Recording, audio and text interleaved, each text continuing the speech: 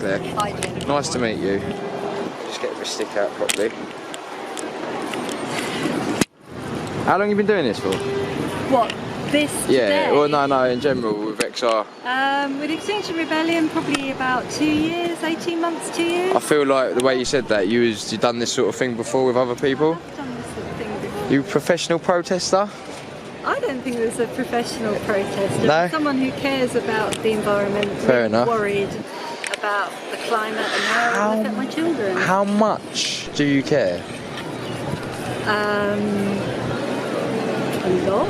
Do you care enough to go to the extent of actually reading the literature published by the United Nations and the Independent Panel for Climate Change? I've read extracts of the IPCC reports. I've read a lot of extracts from the one that was published, I think it was the beginning of August. Right. I can't say Red alert. all of it because it's huge, but Did you? It's thousands of pages, I heard. Yeah. Big red letters, red alert. And the message was, get out of fossil fuels now. I understand there's a lot of alarmist language used in it, but I'm more on about the analytical data. My understanding is that the data that was used in that was looked at by maybe 400 different experts. Right. And from that examination, the report was distilled down into what was still quite a lengthy document. But Right. I don't read it as an opinion piece, I read it as something that was an Factually correct. data. Right. So you leave the reading of data to the people who have the relevant accreditations, and I think that's not an unreasonable thing to do because I'm not. Haven't got the time. I'm Okay. not a scientist. You're not a scientist. I haven't got the skills The skills? to analyse scientific data. You haven't? I don't think I And what skill set would you suggest is a fundamental importance in analysing of data? Somebody who's got knowledge and experience in the field that report relates to, be it climate, be it seismic, be it whatever. So do you think there's any relevance in the fact that the reports they've written previously have been quite off of target?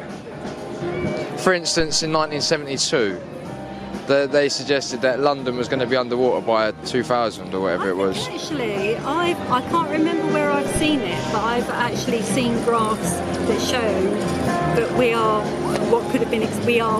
at the point We're underwater. expected. No, not that report. I don't know that report, but I've seen analysis saying that the way temperatures have been going, that we're kind of where we could have expected to be through not taking any action. So, sorry, do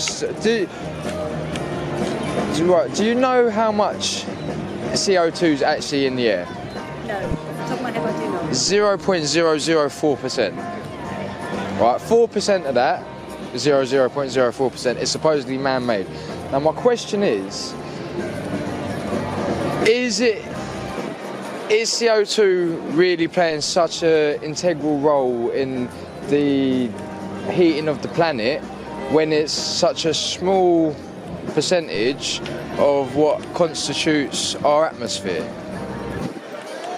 I guess it's the extent to which what's in the atmosphere affects the quality of life on Earth, and if we can affect a negative or something that has a negative impact by taking steps ourselves, then that to me is a positive outcome. But this is the thing, right? So if there's 0.004% of all the air you breathe is carbon, is CO2, and we only make 4% of that, what realistically difference could you make?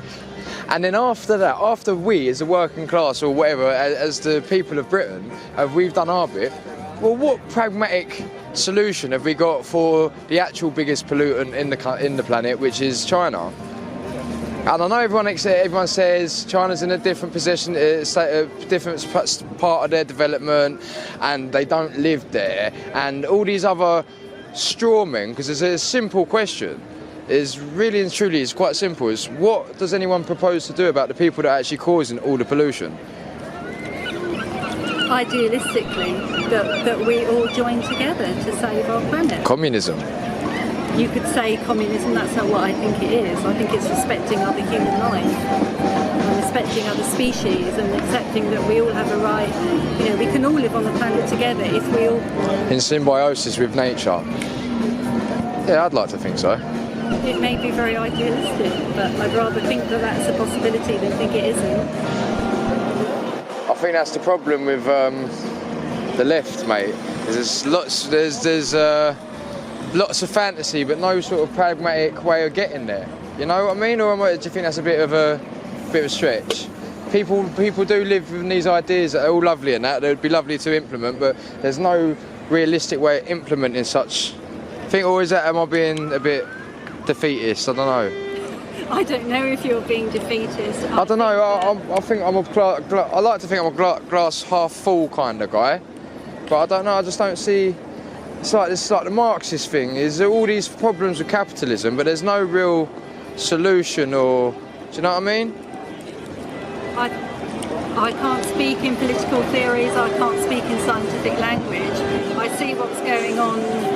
But do you see what's going on, or do you see what's shown to you? I see what's shown to me, and that is a problem in itself. Right, exactly. Yeah. But I see the small amount that is shown to me, and there may be lots that isn't shown. That's also. I think we need to go out and do more digging and stop relying on what's being fed to us. I try to do that. Oh no, I appreciate that, and I'm sorry to do you nothing because you seem like a lovely lady.